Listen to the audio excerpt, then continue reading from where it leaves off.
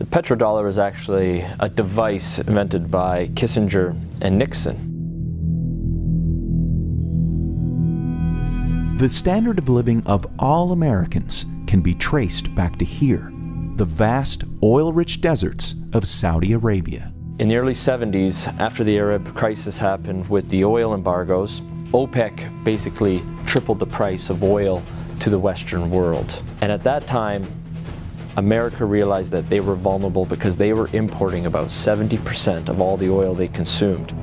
To secure a reliable foreign source of oil, U.S. President Richard Nixon sent his Secretary of State and National Security Advisor Henry Kissinger to Saudi Arabia for a secret meeting. The result was a pact that still stands to this day.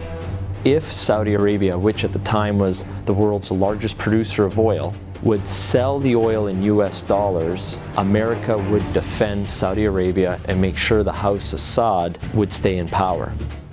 As a direct result of this US-Saudi agreement, all other oil-producing nations also adopted the dollar as the de facto medium of exchange. Demand for it increased exponentially all over the world, and soon it had a new name: the petrodollar. Your currency is only as strong as the demand for it, just like anything else, the supply and demand. Why the petrodollar is important, it causes a demand for the US dollar. A lot of Americans don't realize that over 70% of all the $100 bills in the world are actually outside of the US. There's more $100 bills in Russia than there are in America. This stockpile of US dollars in countries around the world is because oil is bought and sold using the greenback. If oil starts trading in non-petrodollars, such as gold or a basket of currencies, or if China and Russia start trading in yuan and ruble rather than US dollars, that demand isn't there. And the way of life for the average American will be done.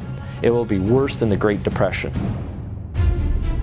To date, anyone who's potentially threatened the status of the petrodollar hasn't fared well. Libyan strongman Muammar Gaddafi publicly pushed for a Pan-African gold-backed currency that he would trade for Libya's oil. He was killed during a US-backed revolution in 2011. And just a few short years before, Iraqi dictator Saddam Hussein advocated selling oil for euros. At this hour, American and coalition forces are in the early stages of military operations to disarm Iraq. The U.S. invaded under the guise of looking for WMDs.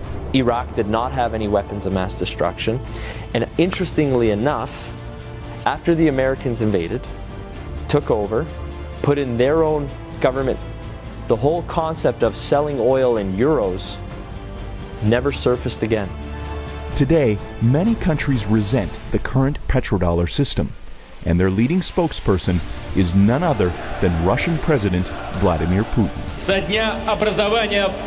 Americans should be very worried about what Putin can do. There is a new Cold War going on. It is the colder war. That is exactly what's going on. And who's in the center of this push? Vladimir Putin. And the petrodollar is so crucial to the colder war. The only thing holding America right now at the top is the petrodollar. And let me make it very clear. If the petrodollar dies, so does America as a superpower.